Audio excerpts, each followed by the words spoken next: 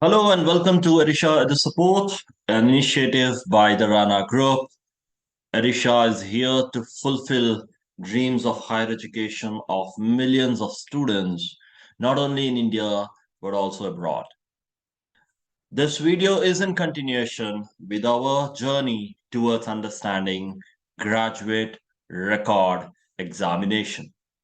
Today, we'll take a look at the test content and the sections involved in GRE. The first section, obviously, that we are going to talk about is going to be verbal ability. And now let's understand the purpose behind conducting a GRE exam. Most of the universities have programs which are aligned with today's competitive requirement. And they definitely would like to have students like you who have the thinking ability which matches with the program's demand itself. The program wants to measure your skills that have been developed over a period of time and not skills that you develop in the later stage of life. And thus, they provide Thus, GRE becomes that exam where your skills are not measured based on a specific field that you are related to, but more generic in nature. And thus, the skills that most of the colleges would want, also the GRE exam tests you, is on your verbal reasoning, quantitative ability, critical thinking, and your analytical writing. So the kind of structure of a GRE exam is, we all know that it's computer delivered test. The advantage of a computer delivered test is that within a section, you can skip questions and you can always come back to it, right? Depending on which question you find much more easier, which question you find moderate difficult, and you have the choice of skipping questions and then coming back. The flexibility to choose which questions within a section you want to answer first is one of the most advantageous part because it allows you to build confidence by solving the easier ones quicker and then getting into the difficult ones. The section level adaptation ensures that there is always a reward to the effort that you have. Verbal ability and quantitative ability typically start with an average difficulty. Depending on your performance in one particular section, the next section of these verbal ability and quantitative ability will either have an increase in the difficulty or reduce in the difficulty depending on your performance in the previous section. Thus, that gives an option for you to actually improve your score if you do well in your first section, because the next section is obviously going to be difficult, which means that your score is now going to level up. There are features like mark and review so that you can come back rather than searching for questions within a section of which question you have not solved. You can always mark and review in the later stage so that you go back to that specific question and solve it within the stipulated time period given to you. So this video that we are going to talk about is introducing the verbal section. And we all know that verbal section contains two sections, as I said, and both these sections are adaptive in nature. Uh, there are 20 questions per section and each section is timed for 30 minutes. Now, what is the reason of providing verbal ability or verbal reasoning? The section typically measures your ability to analyze and draw conclusion from discourse, reason from incomplete data. You are there to read certain informations given in form of paragraph or in form of sentences and identify author's assumptions and perspective. You are there to understand multiple levels of meaning such as literal, figurative, and author's intent.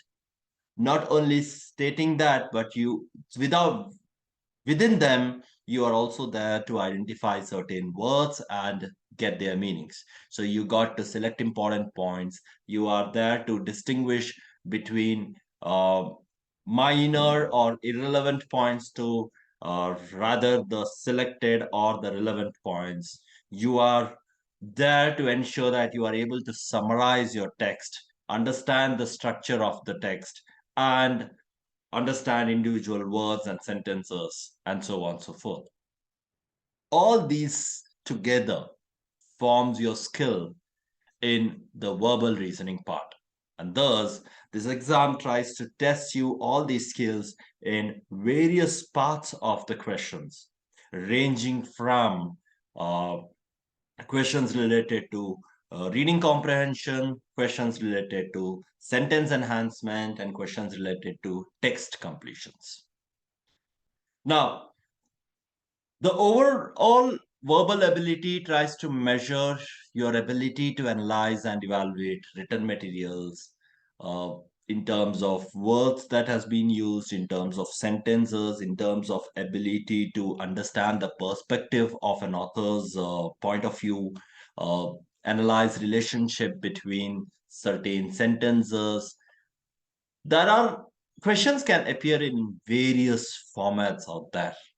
Okay, one of the format can be, as we said, you can have reading comprehension, you can have text completion, and you can have sentences enhancements. So most of the time, out of the 20 questions that you find in a section, you'll have around 10 questions that measures your passage reading, and the balance 10 are broken into various other formats of the question. You know, there was time in GRE when GRE was mainly concentrating on vocabulary. People used to study 3,000, 4,000 words from a dictionary or a thesaurus and be ready for GRE.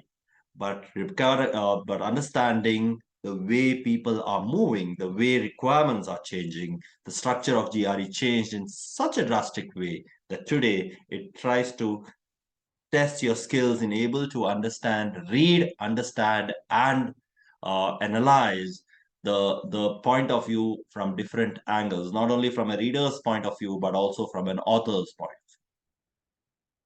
The style of questions that we have been discussing so far has been typically three styles in verbal reasoning: the reading comprehension, the text completion, and the sentence equivalence.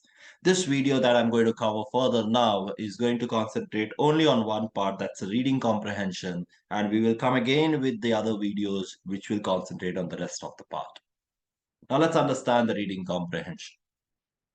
Now, reading comprehension is designed to test your ability to read long or short passages and, you know, comprehend those information and probably write them in your own words, because that's where your entire career is going to be focused on. When you look at masters or PhD programs in these graduate schools, most of them require a huge or a humongous amount of reading.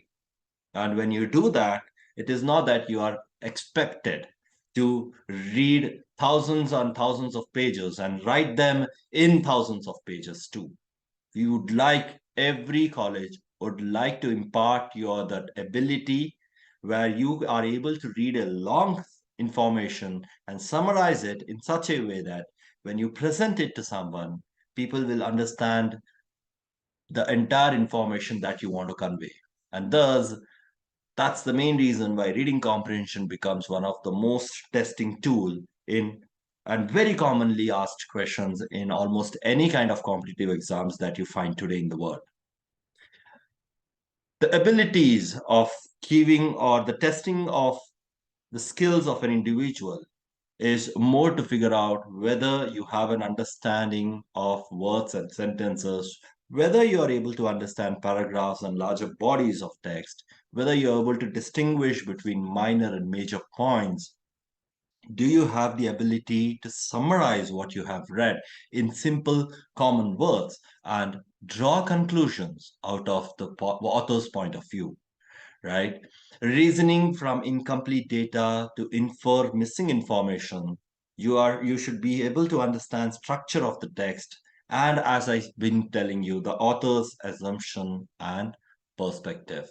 So there are a lot of things that through a reading comprehension an exam can test your skill on, and that's what reading comprehension does in a GRE exam.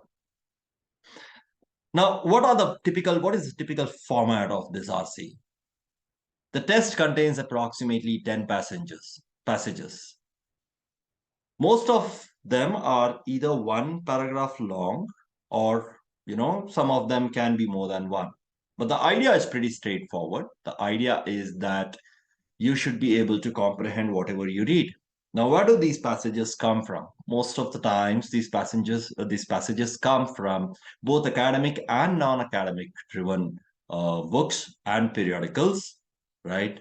Majority being drawn from physical science, biological sciences, social science, business, arts, humanities, and the day-to-day ongoing topics.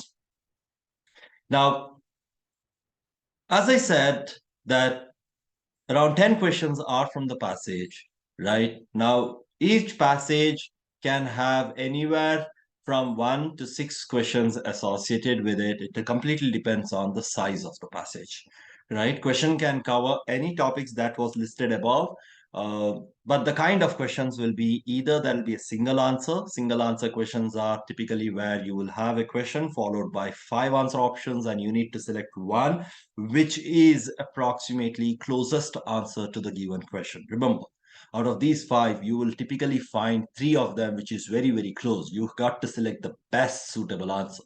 Similarly, when you have multiple correct answers, the MCQs are a place where you can have more than one answer suitable for a given question. So you will typically be given 3 answer options and you got to choose answers which suit to the given question. Remember, you cannot choose partial answers out there. So if you feel or if the answer for the given question, 2 of the answer options are apt for the given questions, then you got to choose both of them. You cannot choose one and you will not get any kind of a partial marking out there. So you got to be very careful, especially in this multiple choice questions, right? And then you have a unique one which typically is found in the online based GRE exam, which is select a sentence from a passage. So you will have to select a sentence in the passage that meets a certain description that's given in the question, and you can always use the help of the keyboard to search for these kinds of sentence. Now, this is what reading comprehension is all about. So to build your reading comprehension, ensure that you keep continuously reading on a daily basis, anything from academic to non-academic. It doesn't matter what you read, but you have to ensure that your reading material is diversified across various domains and various learning verticals so that the more you read informations out of your comfort zone, the better equipped you will be to solve reading comprehension as a part of your section. The next video that we will come across is from the text completion. Till then, stay safe, be tuned, and if you have any doubt, you can always visit us at edusupport.in or connect to us through the email and the phone number that you see on the screen. My name is Anantacharya. I am the Chief Trainer and Mentor at Erisha EduSupport, training students in the area of Digital SAT, GRE, GMAT, and so on and so forth. I'll see you around in the next video. Thank you.